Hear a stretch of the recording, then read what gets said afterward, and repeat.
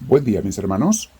Bienvenidos a nuestra oración, Momento con Dios, con Misioneros del Amor de Dios. Les recuerdo que no dejen de escuchar los audios que están en este mismo canal de YouTube de Misioneros del Amor de Dios sobre la vida de Francisco de Asís. Esos audios, mis hermanos, aparte de que están divertidos porque nos va contando la historia, casi como si fuera una novela, pero fue de la vida real de Francisco de Asís, vamos meditando sobre su vida espiritual. En ese curso vamos viendo lo que pasaba en su interior y alrededor de él y con sus amigos y familiares. Está interesante, pero es formación espiritual, mis hermanos, este curso, como todos los que tenemos.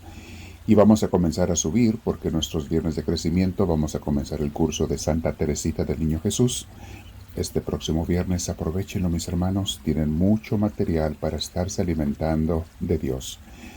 A veces en vez de oír tanta cosa inútil en el celular, ver tanto video inútil, ¿por qué no mejor vemos de vez en cuando o de vez en diario algo que nos dé vida espiritual, que nos llene de paz, que nos llene de Dios, porque Dios es paz?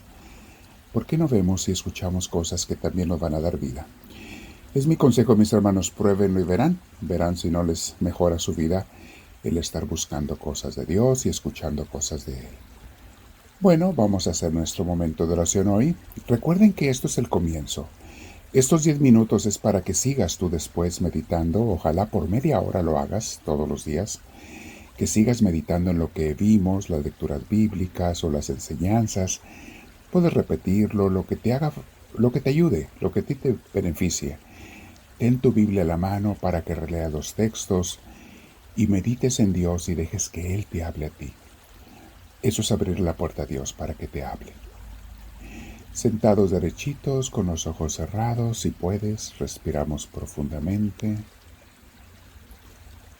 Permite que Dios te llene de su paz, porque lo estamos invitando. Espíritu Santo, ven por favor. Toda oración quiero que siempre sea guiada e inspirada por ti. Ven, Espíritu Divino. Yo te recibo, me lleno de ti, mi Señor, y te doy gracias porque sé que me escuchas en cada momento de oración. Muy bien, vamos a meditar en esa primera comunidad. Recuerden que este libro Hechos de los Apóstoles lo hemos estado recorriendo acompañando a los apóstoles y a los primeros cristianos conforme van aprendiendo y formando las primeras comunidades. Estamos todavía en el capítulo 6 en Jerusalén. Todavía estamos con los apóstoles y los primeros cristianos en Jerusalén, pero comienza a crecer la comunidad. Y de repente empieza a ver de los dos tipos de judíos que había en aquel entonces. En aquel entonces, mis hermanos, había los judíos de Israel y los judíos emigrados. Los emigrados iban a otros países que casi todos hablaban el griego, el idioma dominante de aquel entonces. Ya después fue el latín y otros idiomas, pero primero era el griego. Y pues esas gentes tenían una cultura diferente, aunque eran judíos de nacimiento, o más bien no de nacimiento, más bien por herencia. Ya eran segunda, tercera generación hijos de judíos. Se consideraban judíos, pero de filosofía griega. Los judíos de Israel, que se consideraban los originales, veían con cierto menosprecio a estos judíos extranjeros, que algunos habían vuelto a Jerusalén a vivir, otros estaban en otros países. La carta a los romanos vemos mucho eso, mis hermanos, ese conflicto entre los judíos de Israel y los judíos extranjeros que estaban en Roma. Entonces, esto empieza a pasar y vean lo que pasa con la comunidad cuando comienza a crecer. Como es obvio, nacen problemas, dificultades y los apóstoles tienen que resolverlos o tratar de resolverlos. Dice así Hechos 6:1 y siguientes. En aquel tiempo, como el número de los creyentes iba aumentando, los de habla griega, o sea, los judíos extranjeros, los de habla griega comenzaron a quejarse de los de habla hebrea, o sea, los judíos de Israel, diciendo que las viudas griegas, o sea, las personas pobres, que las viudas griegas no eran bien atendidas en la distribución diaria de auxilios. Los 12 apóstoles reunieron a todos los creyentes y les dijeron: No está bien que nosotros dejemos de anunciar el mensaje de Dios para dedicarnos a la administración. Este es un problema, mis hermanos, que se da mucho en parroquias cuando se espera que el padre sea el encargado de todo. De todo, de todo, de todo. Aparte de la predicación y de la preparación y de enseñar, se espera también que sea el que lleva toda la administración y haga todos los pagos, lleve la contabilidad, la economía, que barra, que trapee, que parche, que pinte, que todo. Es imposible, mis hermanos, que el sacerdote haga todo. De hecho, si quiere hacer todo, va a hacer todo mal. Y no va a poder predicar bien y dedicarse a Dios bien. Y eso es lo que estaba empezando a pasar entre los apóstoles. Se dan cuenta, bendito Dios, a tiempo, y veamos lo que hacen. Una vez que dicen, tenemos que dedicarnos a lo principal, que es la predicación, la preparación y la oración por ustedes, tiene que haber gente que nos ayude con todas las administraciones. Dicen así: por eso, hermanos, busquen entre ustedes a 7 hombres de confianza, entendidos y llenos del Espíritu Santo. O sea, 7 hombres honestos, que se vea que son honestos, no perfectos, pero honestos, de confianza, entendidos, o sea, que tengan algo de educación, que tengan lo más básico, y llenos del Espíritu Santo, eso es esencial, para que les encarguemos estos trabajos, o sea, la administración.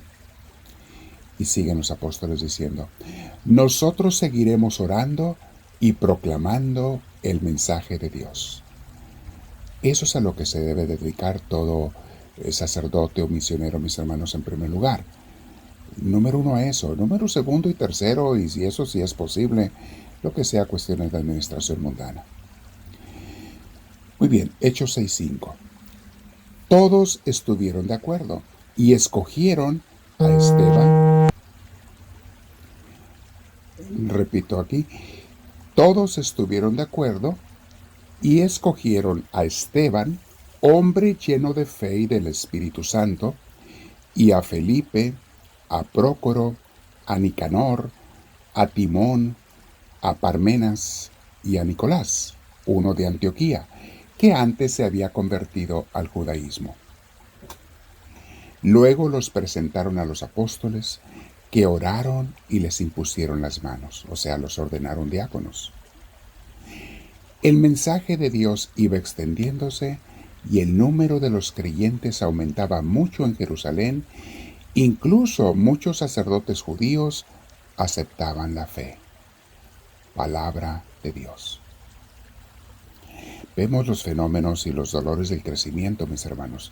Todo crecimiento trae dolores de huesos, de músculos, etc., por usar una comparación. Todo crecimiento de iglesia trae también sus retos, sus dificultades. Cuando una comunidad comienza a crecer, vienen otras cosas. Y aquí vemos que algunos se sentían mal atendidos y se sentían con un poquito de celos. Algo de ello probablemente con razón, pero no había mala intención. No es que no quisieran atender a sus gentes pobres. En aquel entonces los pobres eran las viudas, acuérdense, porque las mujeres no podían ganar dinero, solamente los hombres. Y si una viuda ya no tenía marido y no tenía hijos hombres que la mantuvieran, estaba destinada a pedir limosna. No tenía de qué comer. Y entonces los cristianos empiezan a imponer esta moda, por llamarla así, de ayudar a las gentes pobres. Antes de los cristianos no se hacía eso, mis hermanos. Oficialmente no se hacía. Hasta hoy en día, 2000 años después, en muchos lugares, los que siempre han hecho las mayores obras de caridad son las iglesias. Son las que inventaron los primeros hospitales. Fueron inventados por la iglesia. Si no fuera por ello, no se atenderían a los enfermos, ni a los pobres, ni a nadie en muchos lugares. Y esto es algo que mucha gente no entiende, no conoce de historia. El cristianismo, mis hermanos, es la única religión que ha proclamado y vivido muchas veces la caridad, la ayuda a la gente necesitada. Vemos en gente de otras religiones que ellos no ayudan a nadie. De otras culturas, cada quien para su propia fuerza, para su propio interés. No ayudan a nadie. Bueno, vamos a meditar en esto, mis hermanos, el día de hoy. ¿Cómo quiere Dios que yo, como buen cristiano, ayude a los demás? ¿Y en qué? Pero voy a releer en mi Biblia lo que acabo de leer y meditar, Hechos 6 del 1 al 7, para que Dios me siga dando su luz y hablando con Él. Háblame, Señor, que tu siervo te escucha.